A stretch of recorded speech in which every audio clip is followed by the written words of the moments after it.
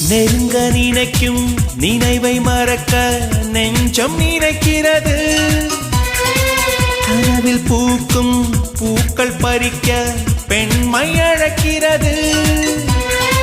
கிளையை முறித்து போட்டு விடலாம், வேறே என்ன செய்வாய்? தரையை உடைத்து முளைக்கும் போது அன்பே எங்கு செல்வாய்? மல்லிகை பூக்கள் உதிர்வதெல்லாம் மரத்தடி நிழலுக்கு சொந்தமில்லை.